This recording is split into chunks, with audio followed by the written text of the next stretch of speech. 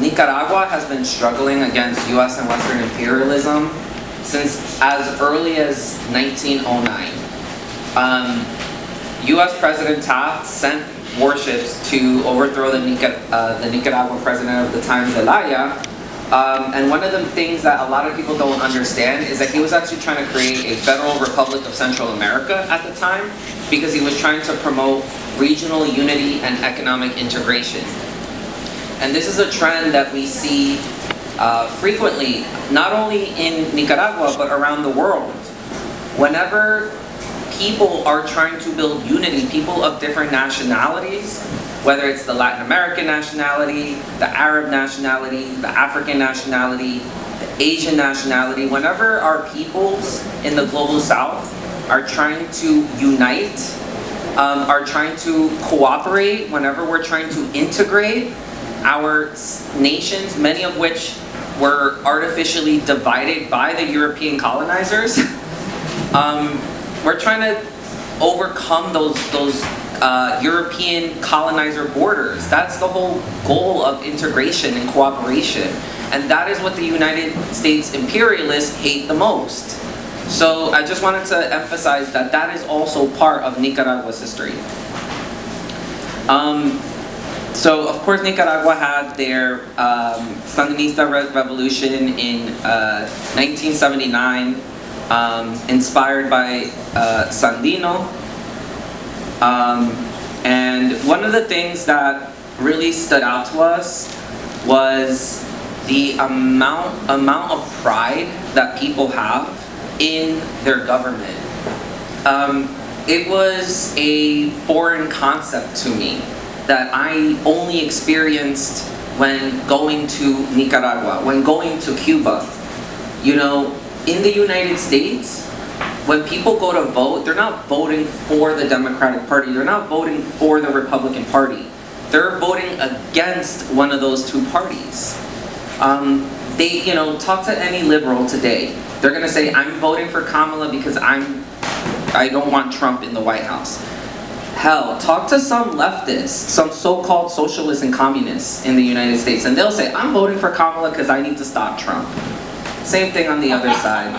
For some reason, the Republicans think that Kamala's a communist. I don't know if people have seen that narrative right now. It's really sad. Comrade Kamala. Yeah, Comrade Kamala is what Trump is calling her. It's really ridiculous.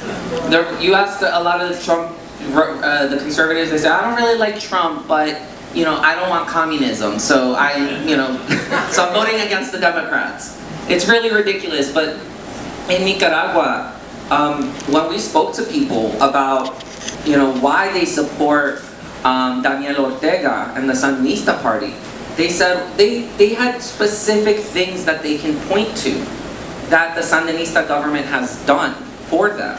We had the opportunity of visiting a low-income neighborhood in Ciudad Sandino called Nueva Vida, and the people of the Nueva Vida, they're like the poorest, most oppressed people in Nicaragua, are also happen to be the most revolutionary, the most the communities that support the Sandinista the most. And I asked them, I straight up was like, why do you support the Sandinistas? And they said, do you see this whole community here? This was built by the FSLN. Like, they gave us the land. They actually also helped us get the material to build our homes. Especially after there was an earthquake in the 70s in Managua that destroyed many homes. And in this socialist project and socialist society, the FSLN isn't just going to let people suffer and be on their own. They said, no, we're going to help you with your housing. They built the housing. And not only that, but there have been a series of infrastructure developments, because first it began with just the physical structure of the home, and then they said, a few years later, they put in the power lines, and they were like pointing to where they can plug in their electric system, and they said, you see here, this is where we plug in.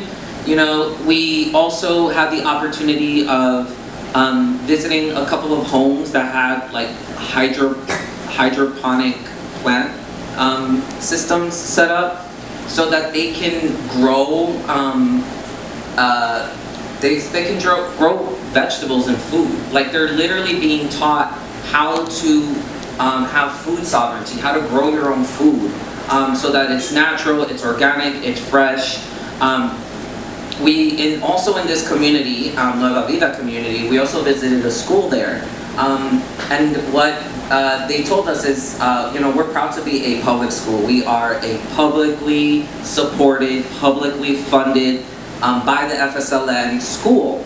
And inside the school, there was a lot of artwork that was very revolutionary in nature.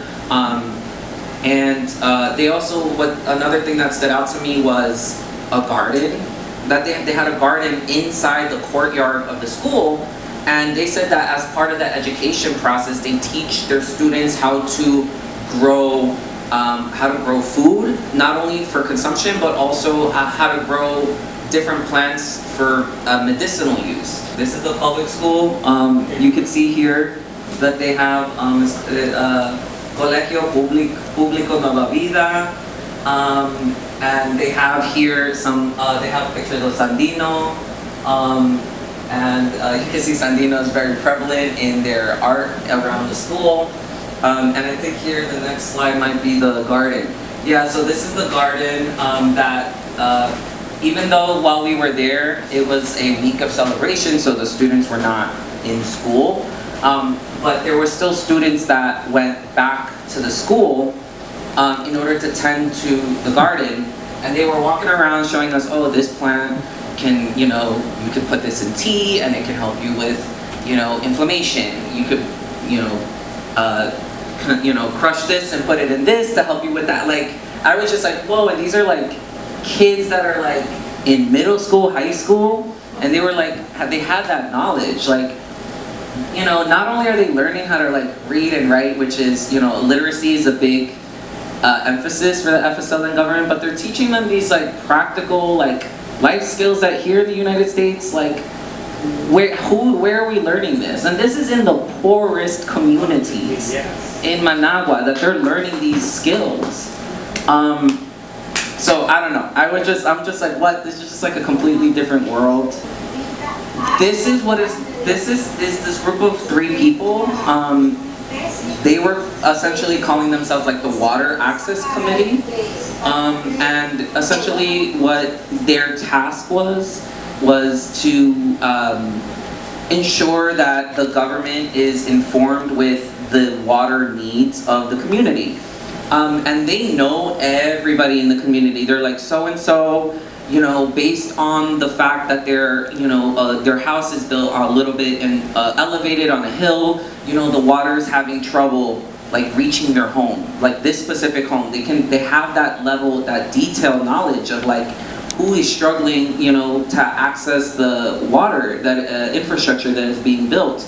So they communicate that information to the FSLN, and then the FSLN can then send the appropriate teams to ensure that they're addressing those water access issues. So I don't know. Does anybody here have a water access committee in their neighborhood? Because